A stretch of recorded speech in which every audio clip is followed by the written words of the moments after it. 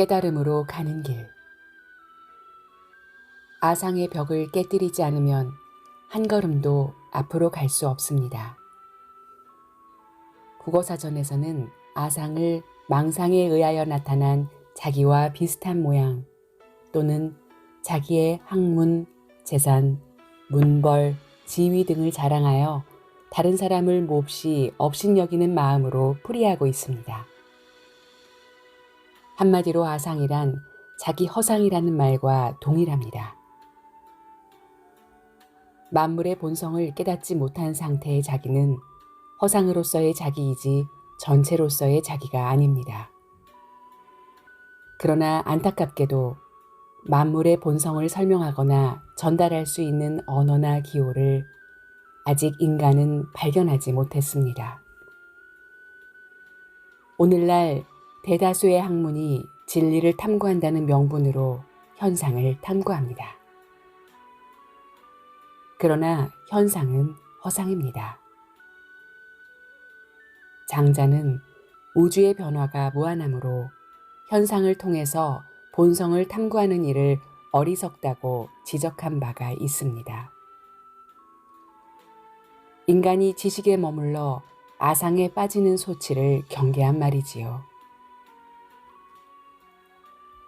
지식은 무한을 유한에 가두게 됩니다. 이것을 무한으로 되돌려 보내면 절로 아상의 벽이 깨뜨려집니다. 저는 소설 속에서 자주 생각에 의존해서 살아가는 사람들이 많은 세상보다 마음에 의존해서 살아가는 사람들이 많은 세상이 아름답다는 사실을 강조합니다. 아상을 버리는 일은 두뇌로서는 불가능하며 마음으로서만 가능하기 때문입니다. 그러나 생각과 마음은 어떤 차이를 가지고 있을까요? 저는 황금 비늘에서 대상과 나를 이분화하면 생각에 머무르고 대상과 나를 합일화하면 마음에 이른다고 피력한 바가 있습니다. 이는 육안과 뇌안의 범주에 머무르지 않고 심안과 영안의 영역으로 진화한다는 말과 같습니다. 그러나 아상에 머물러 있는 자는 결코 육안과 뇌안의 범주를 떠날 수가 없습니다.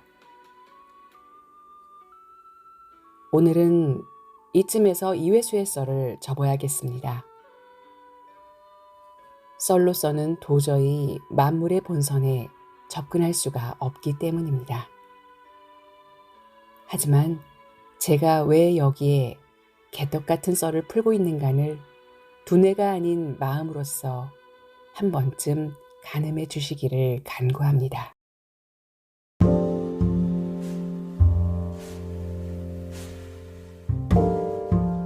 봄하늘에 일기를 쓰다. 잔인한 4월 토요일. 달력을 보기 전에는 며칠인지 모름. 하늘은 회색이다. 시간도 회색이다. 독감이 퇴각하고 있다. 내게 아침은 무슨 의미로 존재하는가?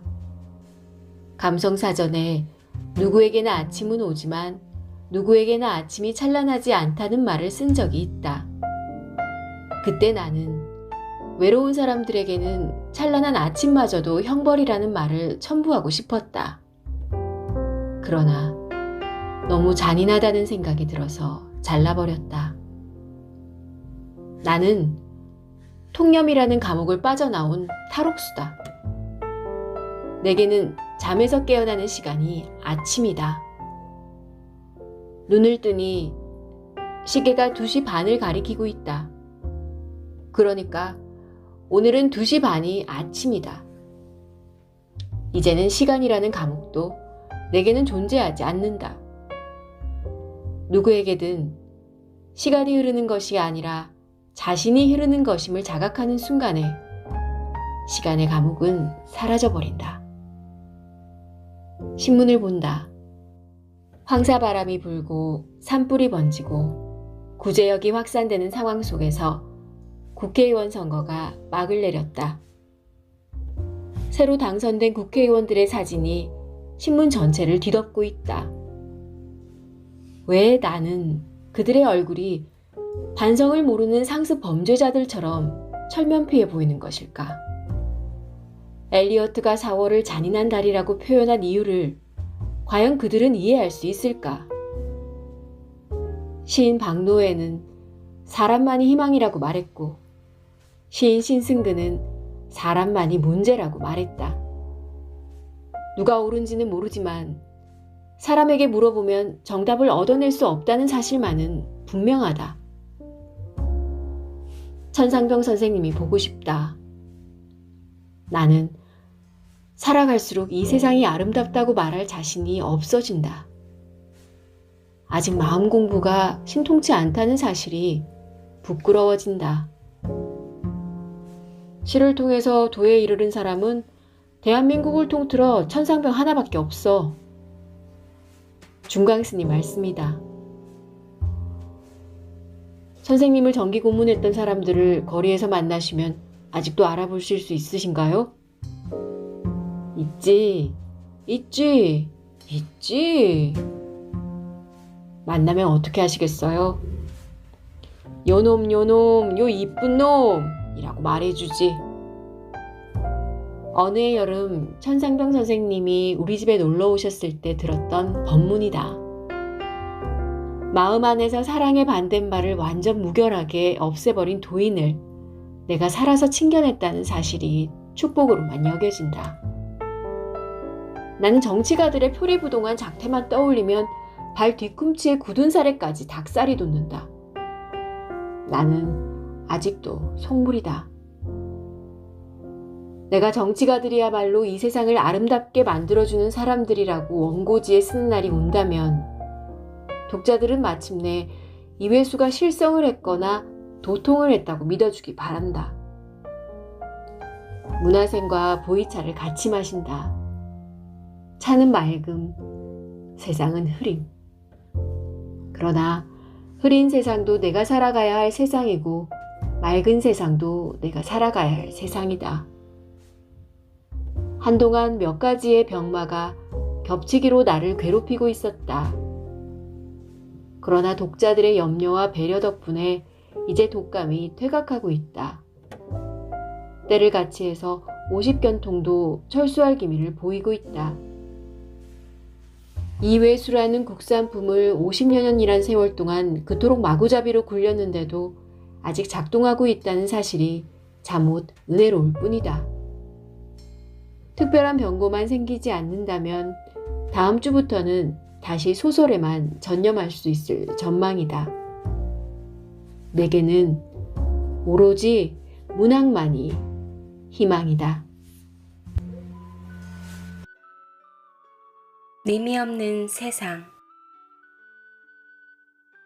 동방예의지국으로 알려져 있는 대한민국의 언어에는 존칭을 나타내는 전미사가 유별나게 많지요. 그 중에서 가장 일반적으로 쓰이는 전미사가 님입니다. 그러나 자신을 높게 평가하고 타인을 낮게 평가할 때는 존칭을 빼버리게 됩니다.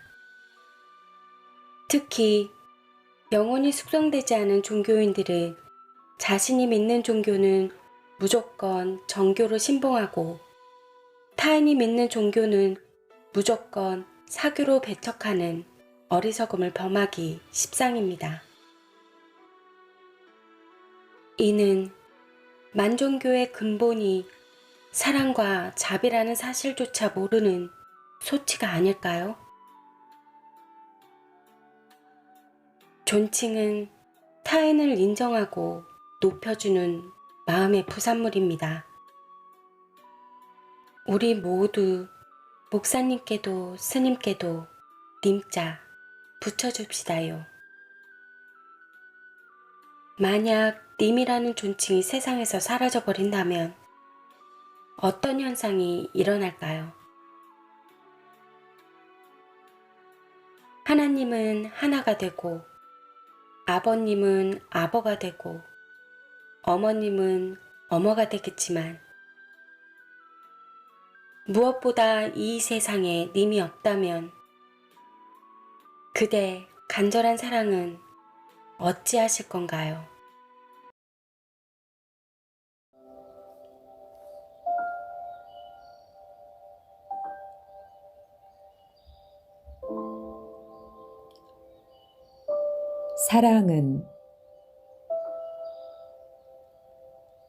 사랑을 달콤하다고 표현하는 사람은 아직 사랑을 모르는 사람이다. 그대가 만약 누군가를 사랑한다면 자신을 100m 선수에 비유하지 말고 마라톤 선수에 비유하라. 마라톤의 골인 지점은 아주 멀리에 위치해 있다. 그러므로 초반부터 사력을 다해 달리는 어리석음을 삼가라. 그건 100m 선수에 해당하는 제비족들이나 즐겨 쓰는 수법이다. 그러나 그대가 아무리 적절한 힘의 안배를 유지하면서 달려도 골인 지점을 통과하기 전까지는 계속적으로 고통이 증대된다는 사실을 명심하라. 따라서 계속적으로 증대되는 고통을 감내하지 못한다면 아직은 선수로서의 기본 정신이 결여되어 있는 수준임을 명심하라. 진정한 마라톤 선수는 달리는 도중에 절망하지 않는다. 사랑하는 사람의 절교 선언이나 배신 행위에 개의치 말라. 사랑은 그대의 자신이 하는 것이다. 진정한 마라톤 선수는 발뿌리에 음료수 컵 따위가 채이거나 눈앞에 오르막 따위가 보인다고 기권을 선언하지 않는다. 그대도 완주하라. 그러나 마라톤에서의 골인 지점은 정해져 있지만 사랑에서의 골인 지점은 정해져 있지 않다. 경우에 따라서는 한평생을 달려도 골인 지점에 도달하지 못할 수도 있다. 그렇다. 사랑은 그대의 한평생을 아무 조건 없이 희생하는 것이다. 그러기에는 인생이 너무 아깝고 억울하다면 역시 진정한 사랑을 탐내기에는 자격 미달이다. 차라리 사랑을 탐내지 말고 사탕을 탐내도록 하라.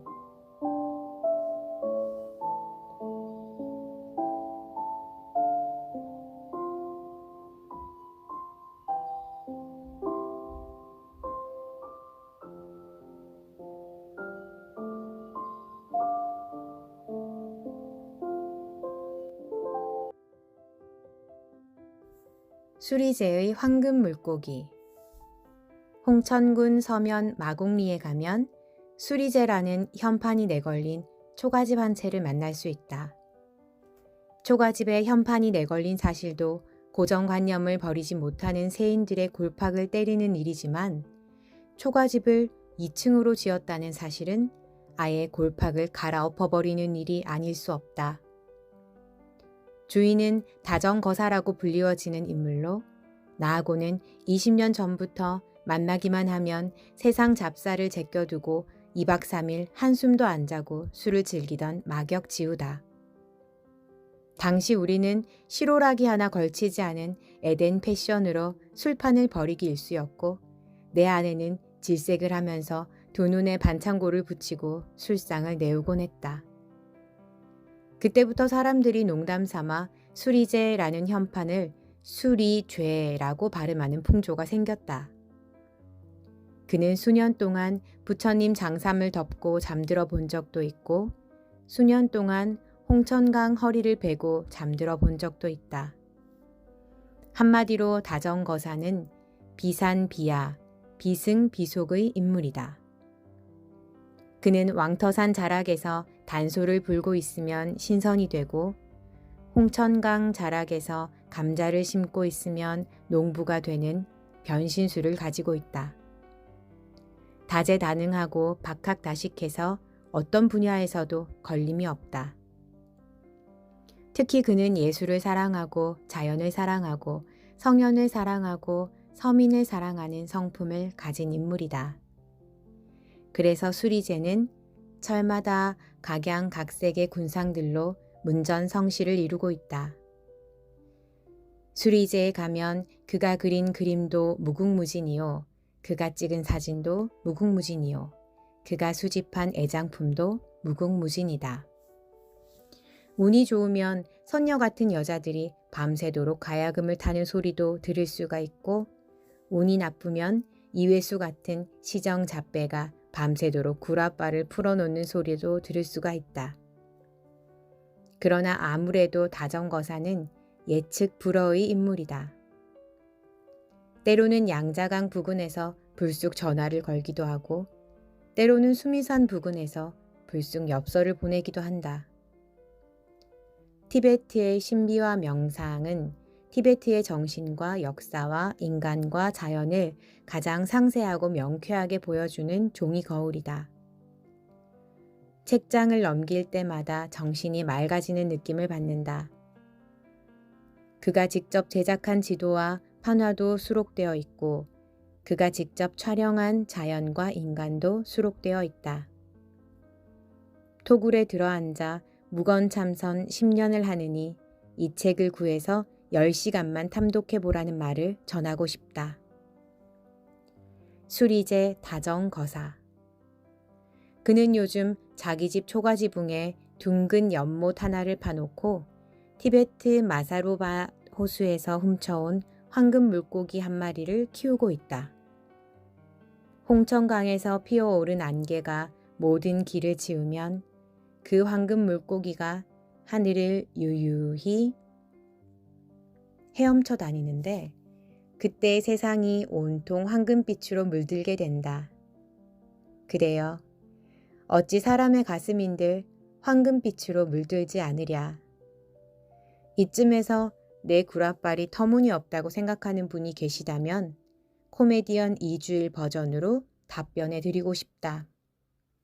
일단 한번 가보시라니깐요.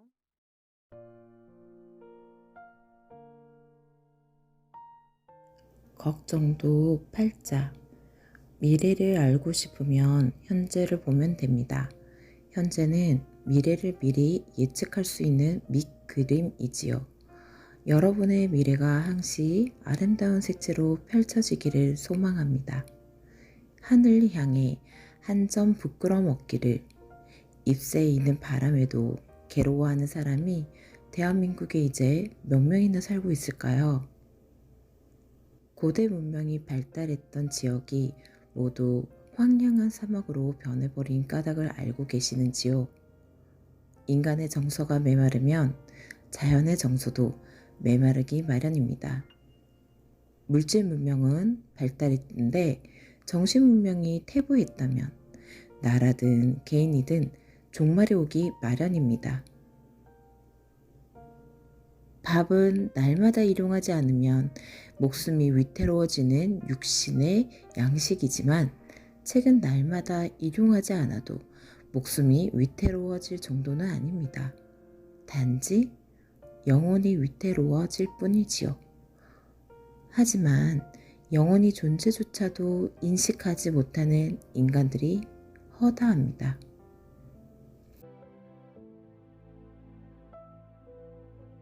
모른다는 사실조차 모르는 사람들이 모르고 있는 공통점. 신춘문예 응모작이 엄청나게 증가했다는 보도가 있었다. 특히 소설은 그 분량이 엄청나서 사다리까지 동원해 정리를 해야 할 지경이었다는 것이다. 실직자가 많이 늘어났기 때문이라는 분석을 하는 담당자들도 있었다. 직장도 그만두고 할 일도 없어졌으니 소설이나 써볼까 하는 심리적 현상 때문이라는 추론이었다. 그렇다면 나는 남들이 할 일 없을 때나 여기로 써보는 소설에 한평생 목을 메고 있었단 말인가. 비애감 때문에 잠이 오지 않을 지경이었다. 여기라는 단어는 국어사전에 전문적이 아니고 취미로 하는 재주나 일이라고 풀이되어 있다. 문학을 여기로 생각하는 사람들은 아무리 피눈물 나게 쓰여진 소설이라도 대수롭지 않은 기분으로 읽을 것임이 분명하다. 때로는 자신이 모른다는 사실조차도 모르는 사람들을 만난다. 자신이 모른다는 사실조차도 모르는 사람들이 공통적으로 가지고 있는 특성은 부끄러움조차 모른다는 사실이다. 심지어는 자신의 무지를 무슨 자랑거리처럼 생각하는 경우도 있다. 어떤 분야에서 명성을 얻은 사람들을 논리적으로 깎아내리면 자신이 그 사람보다 위대하게 보일 거라고 생각하는 어리석음도 그들이 소유하고 있는 공통적 특성 중에 하나다. 기술의 범주를 뛰어넘지 않으면 예술의 범주에 들어설 수가 없다. 그런데 아직 기술의 범주에도 들지 못하는 사람들이 예술까지 평가하려 드는 경우를 자주 접하게 된다. 그건 평가라기보다는 모독에 가깝다. 그런 사람들에게서는 겸양의 미덕 따위도 찾아볼 수가 없다. 천상병 선생님의 시 따위는 자신도 하루에 수십 편씩 쓸 수가 있다고 호언장담하는 잡배들을 만나는 경우도 있다. 그런 잡배들은 자신이 수십 번씩 죽었다 깨어나더라도 천상병 선생님의 투명한 영혼을 흉내낼 수가 없다. 그러나 안타깝게도 당사자는 그 사실을 자각하지 못한다. 예술에 대한 모독은 인간에 대한 모독이다. 예술은 인간이 영혼으로 창조해낼 수 있는 가장 위대한 지상의 산물이기 때문이다.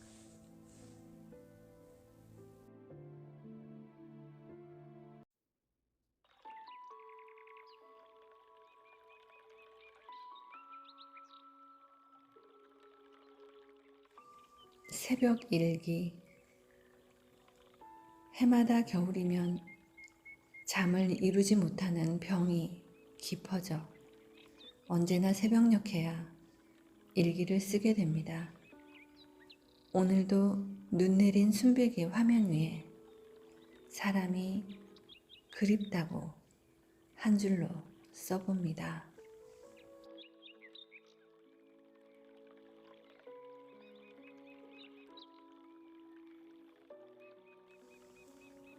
손바닥에 쓰는 가을 엽서. 오늘은 가을 초입 은행나무 이파리 샛노란 불빛으로 반짝이는 우체국 앞에서 어깨 굽은 한 시인의 이름을 생각하네. 사랑은 바람 불지 않아도 지는 이파리.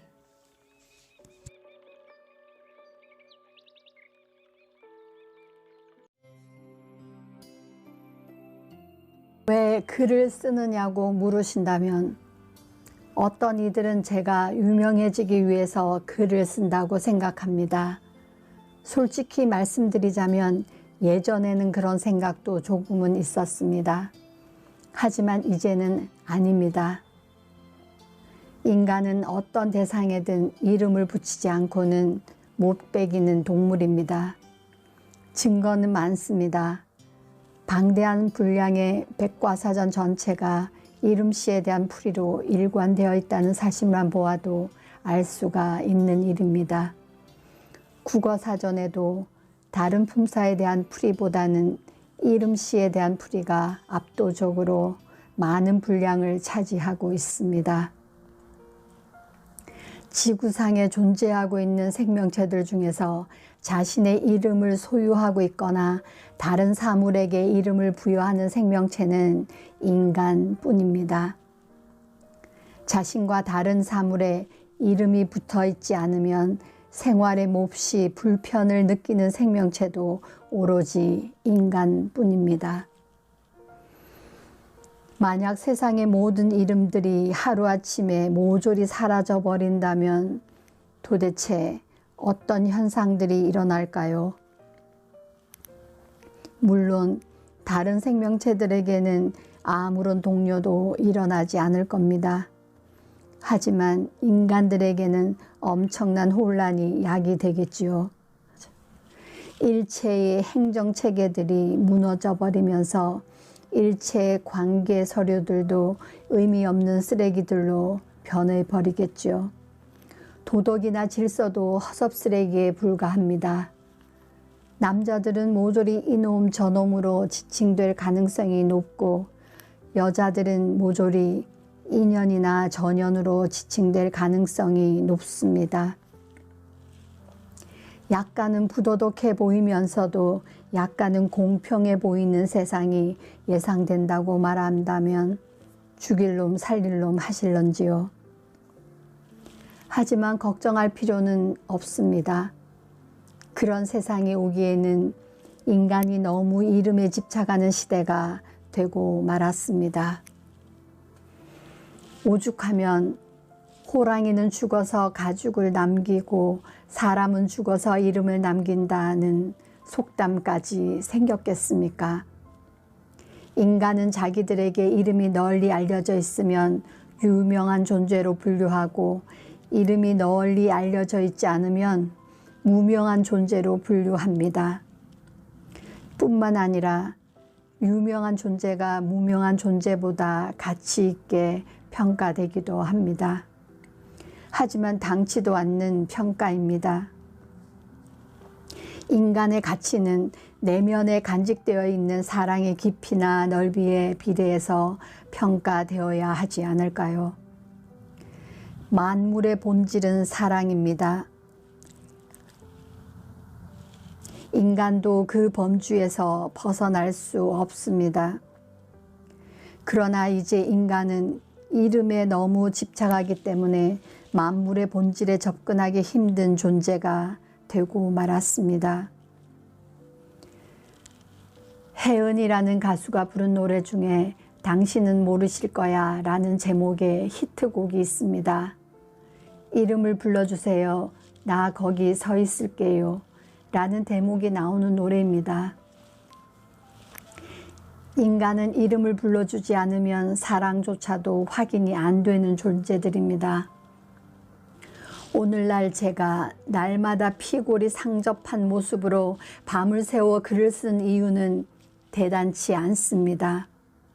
단지 이름을 불러주지 않아도 누구에게나 거기 서 있는 존재가 되기 위해서일 뿐입니다.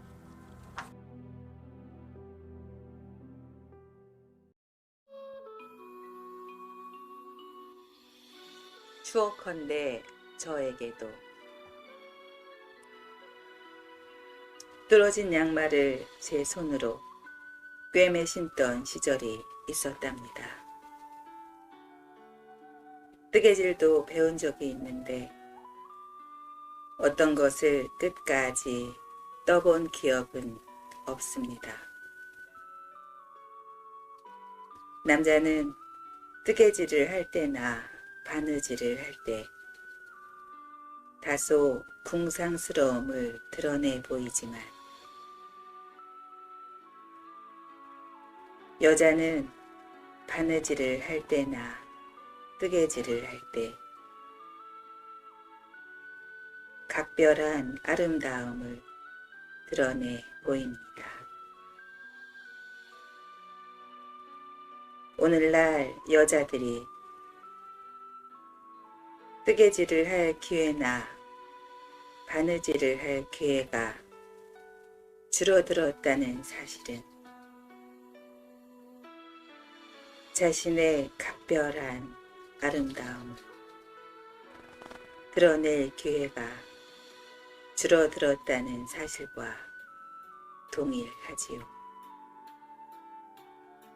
하지만 우리 주위에는 아직도 예외적인 분들이 많으십니다.